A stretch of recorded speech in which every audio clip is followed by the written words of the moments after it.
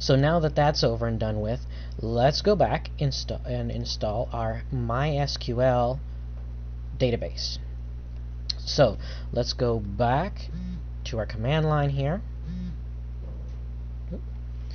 and let's type in sudo apt -get install MySQL -server. Do you want to continue? Yes. Okay, now for our MySQL, it's going to ask us for a password for our root user. So we can just go ahead and enter a password and enter. Let's repeat the password and make sure we got it right, because afterwards, if we got it wrong, it's going to mess things up.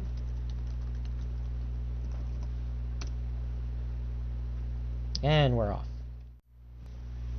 Alright, now our MySQL server, or our MySQL database server, is installed. So our next step, let's just make sure that everybody can see it. So to do that, we're going to go into, let's type in sudo get hash or /etc/mysql/mycnf config my config, and let's take a look at that file there.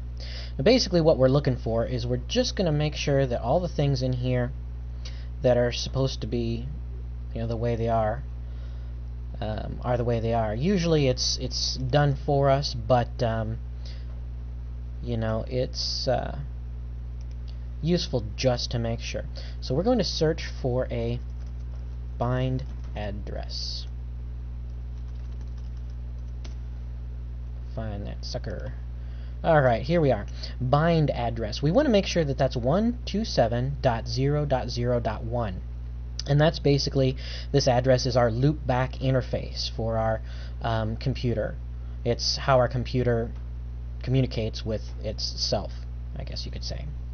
So, as long as that is 127.0.0.1, we're alright. And usually it should just have this like this when you install it, but you know, it's great just to make sure.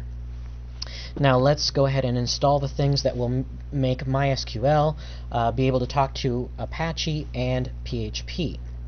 So we'll type in sudo apt get install lib apache 2, it's library apache 2 module authorization MySQL, and another one will be PHP 5 #MySQL.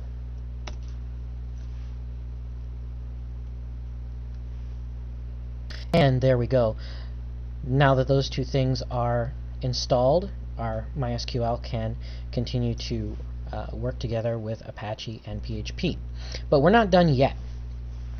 Let's go ahead into our PHP initialization file and just make sure that it can communicate with our MySQL.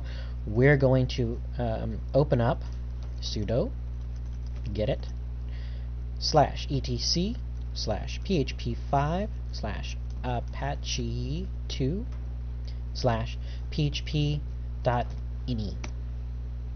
Enter.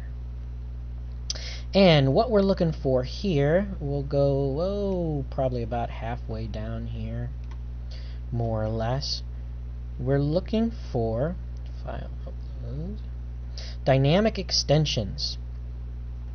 And see all of these semicolons, everything, if you see in an initialization file or a PHP file or anything like that, if you see something that starts with a semicolon, that's actually blocked out. So when the program reads that, it doesn't register that. So we're going to take that semicolon there before extension equals mysql.so. We're going to take that out.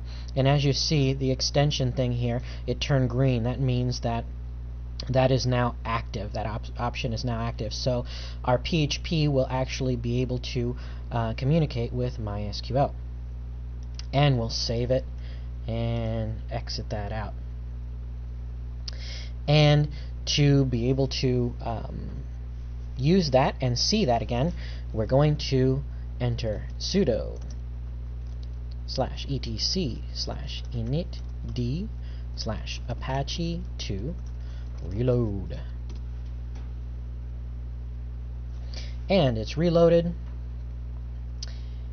And there you have it. Congratulations, you have a fully functioning LAMP stack. So we have Apache web server, MySQL database server, and a PHP 5 server, all installed on top of our virtual Linux computer.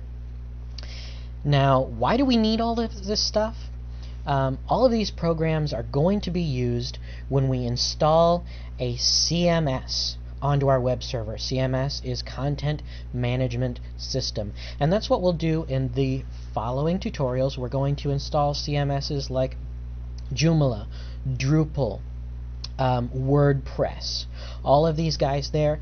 Then in even more tutorials, we're going to install and configure our e-business or e-commerce frameworks, so we can actually put a store up on our web server. But for now, we're finished. Happy computing.